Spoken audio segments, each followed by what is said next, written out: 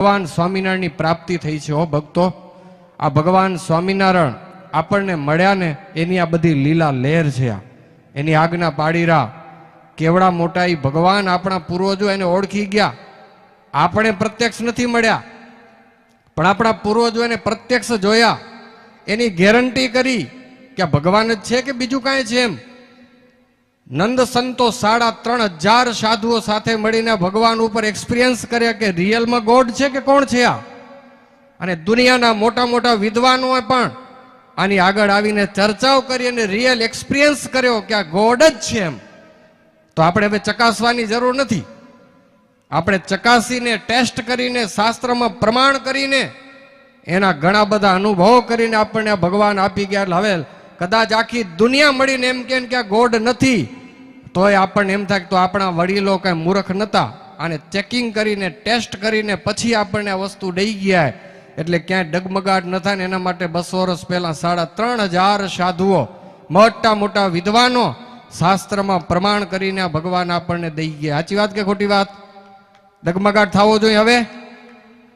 હવે કોઈ કદાચ એમ કે ભગવાન નથી તો આપણને તરત વિચાર આવે કે બિચારાને જ્ઞાન નથી, બસ કાંઈ ન થાય, એના ઉપર ખાર ન ચડે, ગુસ્સો ન ચડે, કાંઈ ન થાય। નાના બાળકને તમે હાચો ડાયમંડ દઈ દો તો ફેંકી દે તો આપણે નાના બાળક ઉપર થોડો ગુસ્સો ચડશે? શું વિચારી એટલે કે બેબી આ તો બાળક છે તો ફેંકી દે, એને ક્યાં ખબર પડે કે આ ડાયમંડની અંદર શું ભર્યું છે। તો કદાચ આ જગતનો કોક જીવ બિચારો અજ્ઞાન વશ સમજી ન શકે અને આવા મોંઘા મોલા આપણા મહારાજ ભગવાન સ્વામિનારાયણ એને ના સમજી શકે ને તો આપણે એના ઉપર દયા આવવી જોઈએ કે લાઈક એ બેબી, આપણે શું થવું જોઈએ? લાઈક એ બેબી। બિચારો આને ખબર નથી એટલે એ ખબર નથી એટલે આમ જ કરશે।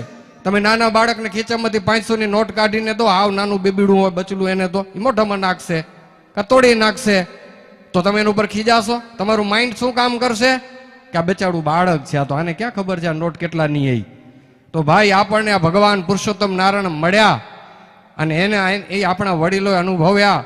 જે અહીંયા આવીને સેલોર વાવમાં સ્નાન કર્યા, જ્યાં મંદિર છે ત્યાં તલાવડી હતી, ત્યાં મને એક હરિભગત કહેતા સ્વામી તલાવડી હતી, આપણું પુરુષોનું મંદિર છે ને ચોકમાં ત્યાં તલાવડી હતી એક, અને નાની તલાવડીમાં ભગવાન ત્યાં પોતાના વાળ વધી ગયા હશે ત્યાં મુંડન કરાવ્યું અને તલાવડીમાં સ્નાન કર્યું। આવા રોકડા ભગવાન આપણા ગામમાં આવી ગયા હતા।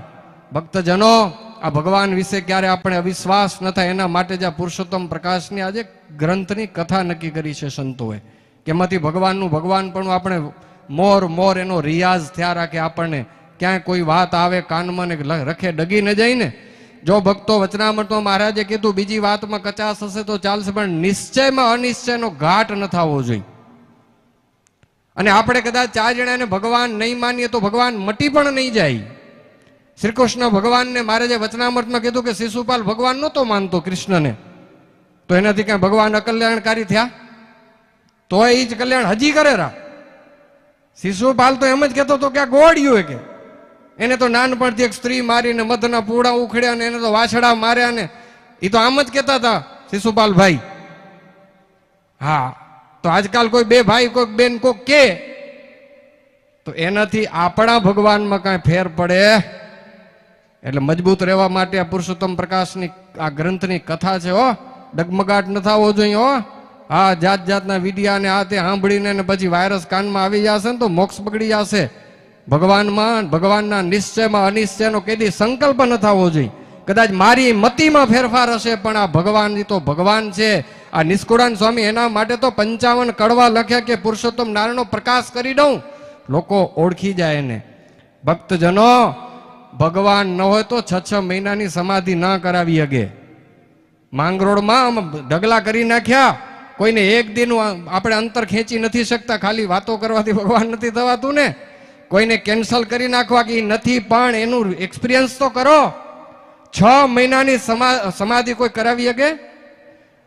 અને મહિના સુધી 2 ગામમાં 2 રૂપે રહેવું એ થાય?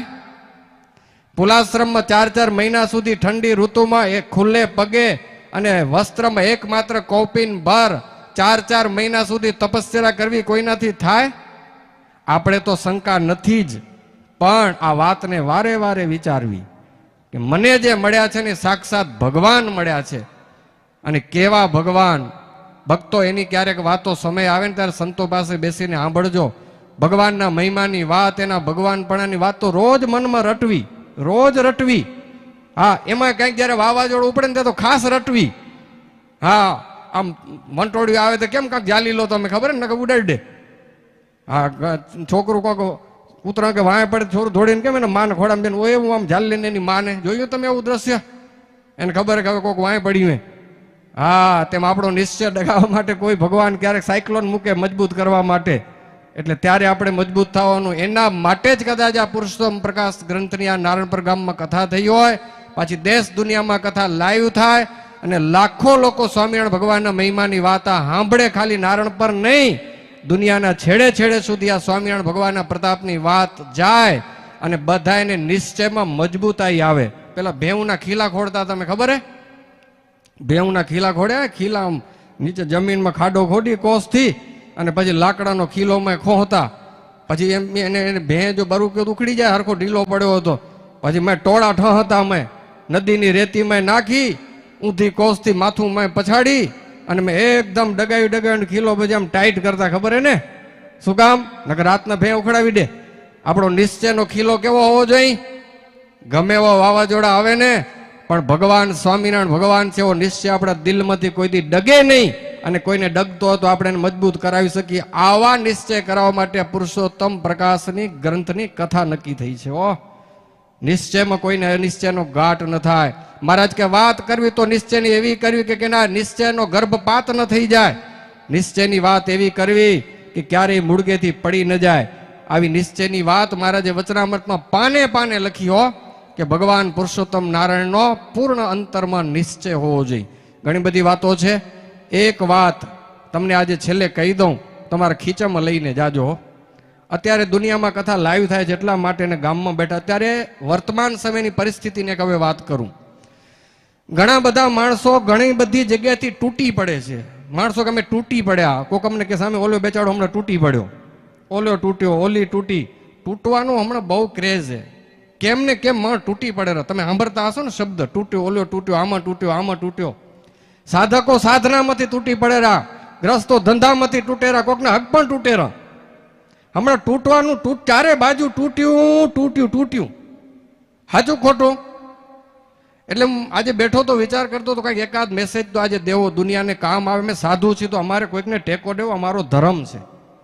એટલે હું બેઠો ચિંતન કરતો હતો અને એક ભારતના એક ભગવાધારી સંતનો એક સંકલ્પ અને એનો વિચાર મારા મગજમાં ફૂર્યો કે સાધુ શું કામ કરતા, સાધુનું ખરેખર કામ શું છે.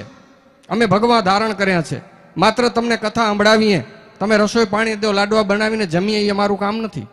ભારત દેશના ભગવાધારી સાધુનું મૂળ કામ. એક સંત પાસે એક તૂટેલો માણસ ગયો, રોઈ પડ્યો, આંખમાં આંસુની ધાર થઈ ગઈ કે મહાત્માજી તૂટી પડ્યો હું કે. બહુ રડ્યો. સાધુ છે ને પ્રેમ આપ્યો, માથે હેતનો હાથ મૂક્યો, આશ્વાસન આપ્યું, એક પાણીનો પ્યાલો ભરીને પાયો, કીધું બેસ, નીચે બેસ, શું તકલીફ? મહાત્માજી શું કરું કે તૂટી ગયો છું કે હું તૂટી ગયો કે. મહાત્મા કે કાંઈ વાંધો નહીં, થોડીક વાર બેસ. આ સાધુ પ્રેક્ટિકલ સાધુ હતા. આશ્રમની બારે જઈને આકાશમાં ચોમાસાની સિઝન હતી, વાદળા સામે નજર કરાવીને કીધું જો હું તને ભગવાનની એક વાત કહું. ભગવાન તૂટેલાનો કેટલો સરસ ઉપયોગ કરે છે. તું તૂટી ગયો એમ કહે છે ને તું કે હું તૂટી ગયો હું એટલે રડે છે ને. હું તને ભગવાનની એક વાત કહું. ભગવાન કેવા છે જો, એ તૂટી જાય એનો કેવો ઉપયોગ કરી લે રાખે. જો આ વાદળા તૂટે ને તો વરસાદની ધારું થાય. તને ખબર હે કે આ વાદળા તૂટે તો વરસાદની ધારું થાય. હાલ ખેતર ખેડાતું હતું, જો આ માટી તૂટેરી પણ ખેતર કેટલું સરસ થાયરું. બાજુમાં એક નાનો છોડ ઉગ્યો તો, જો આ બીજ તૂટ્યું તો માંથી છોડ ફૂટ્યો. આકાશના વાદળા તૂટે તો વરસાદની ધારાઓ થાય, માટી તૂટે તો ખેતર સારું થઈ જાય, અને એક બીજ તૂટે તો એમાંથી અંકુર ફૂટે. તો આ જગતમાં કોઈ જો તૂટે ને એ ભગવાનનો ભગત થાય ને તો એમ સમજવાનું કે ભગવાન ક્યાંક મારો સારો ઉપયોગ કરવાના છે. હવે બીજી જગ્યાએ એટલે મને તોડ્યો છે ભગવાને. તૂટે તો કાંઈક અલગ થશે. અને તમે ઇતિહાસના પાનામાં નજર કરજો, જેટલા તૂટ્યા છે ને એ જ કાંઈક કરી ગયા. ઘણાના તૂટી ગયા તો પછી હાવ નમાલા થઈને ફરે પડે. હવે મારું શું? તારું કોણ? તારા ભગવાન. અને ભગવાન જ્યારે તોડે છે, કોઈકની સાથેથી છૂટું કરે છે ને, ત્યારે એ વિચાર આવવા જો કે ભગવાન ક્યાંક મારો હવે સારો ઉપયોગ કરવાના છે કોઈક નવી જગ્યાએ. એટલે જ આમ થયું છે. કેદી હરોડવાનું નહીં, ગમે એમ થાય, ન ઘટે ઘટના એના પહેલા એલર્ટ રહેવાનું, અને ઘટી ગયા પછી મોજમાં રહેવાનું. થઈ જ ગયું, હવે શું કરવાનું? મહારાજ કે પાયખાનામાં પડી ગયા પછી પડ્યા ન રહેવાનું, નાહી ધોઈને રવાના થઈ જવાનું. પડ્યા નથી રહેવાનું, પડી ગયા તો પડી ગયા. આપણે નાનકડા હતા સ્કૂલમાં રમતે રમતે કંઈક પડી જાય તો ગુડામ વાગી જાય, તો શું પડ્યા જ રહેવાનું? એ કરીને ઊભા થાવ, રવાના થાવ, ફરી રમવા માંડી જાઓ. આ જગત છે ભાઈ, તૂટશું ક્યારેક, ક્યારેક ધંધામાં તૂટશું, સાધનામાં તૂટી પડે, ઘણી વખત ધક્કાવી જાય, કામ ક્રોધાદિકના વાવાઝોડા એવા આવે ને તોડી નાખે આપણને. પણ સ્વામિનારાયણ ભગવાને ફિલોસોફી આપી છે, તૂટેલા ક્યારે બેહી નથી રહેવાનું, ફરી હિંમત કરીને ઊભા થાવ. હજી આપણે પાસે બધું જ છે માનીને, અને હર હંમેશ વાત ધ્યાન રાખજો, તૂટેલાને હંમેશા હૂંફ આપવાની આપણું કામ છે. આ તૂટેલાને કોઈ દી મેણા ટોણા નહીં મારવાના, બે ખાલી એને હેતની વાતો કરવાની. આખા વિશ્વને માટે આ મેસેજ પહોંચાડજો. તમારા પરિવારમાં ક્યારેક કોઈક સભ્ય ઓછીતું બિચારું તૂટી પડશે તો તૂટેલાને ટેકો દેજો. આપણે એમ કે પડ્યો ઘા ખાશે નહીં, આપણો એક ભાઈ છે, મારી એક બેન છે, મારી એક દીકરી છે, મારો એક શિષ્ય છે, એવો ભાવ રાખી અને તૂટેલાને ટેકો દેવો, એ જ એક સજ્જન માણસનું કામ છે. આપણે સજ્જન છીએ, ખાલી કંઠી પહેરશું, ગળા માથે ચાંદલો હશે, સારું છે, પણ આવી માનવતા પણ હોવી જોઈએ કે તૂટેલાને આપણે બે હેતના અને હૂંફના શબ્દો દઈએ. ભગવાન સ્વામિનારાયણ ધરતીમાંથી આવ્યા, આશ્રિતોને આ વાત શીખાડી હતી કે તમારા યોગમાં કોઈ આવે એને હૂંફ અને હિંમત આપજો.